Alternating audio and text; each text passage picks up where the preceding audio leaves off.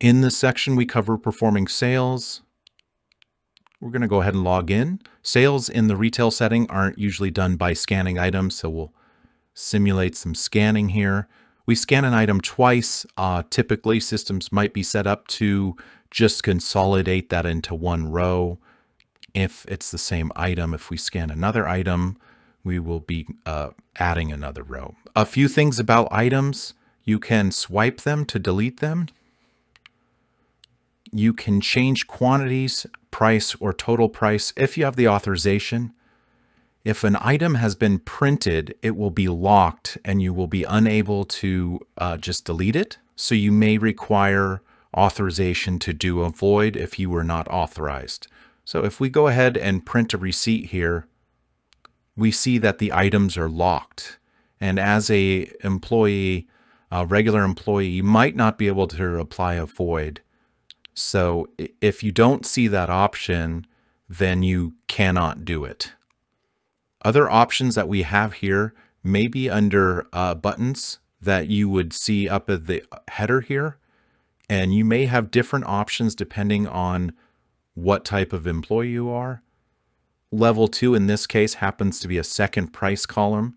So certain customers get a level 2 pricing, which is a discount. Here we can look up an employee and apply, here we can look up a customer and apply a customer.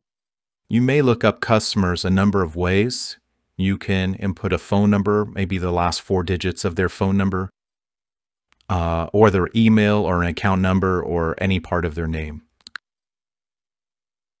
Depending on your system, you might see rewards points that are available to them, and your management will explain to you the value of points and how they work.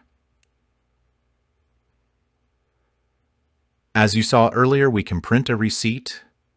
We can exit this transaction that would take us to the orders, as we saw earlier in navigation.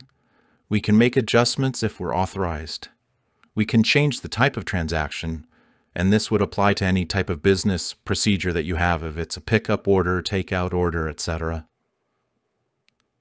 If you need to get into your balance sheet, you can do that from here.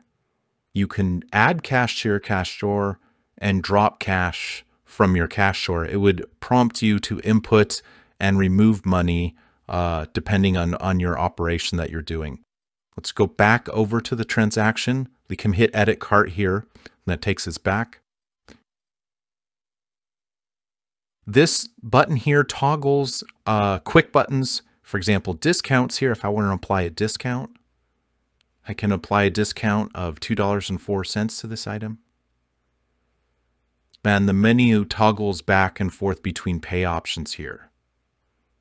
We have a dual price system in this setup here where you charge a price for credit and a price for cash or debit. So your debit in this case is the same as cash, and credit cards are charged at this price.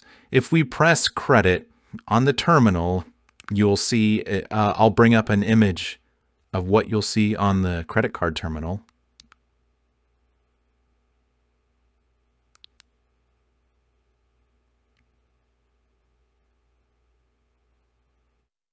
And if you bring up debit, you'd of course see a different amount. So it's important to note that those buttons operate differently. A debit will enforce a person to insert or tap a debit card. They cannot run a credit card when using debit. You can also apply partial payments to this order. For example, if we press 20, we then see we have a payment for $20 here. We have a remaining balance of $170 in credit or $164 in cash. This might be a good time to note, you can also apply the rewards points for $4.51 as another form of payment. I'm going to go back over to edit cart. That pretty much covers this window here, and also we have a checkout window. So if we press total, this is going to clear out our transaction, print a receipt, and then we can begin a new transaction. That's the basics of processing transactions.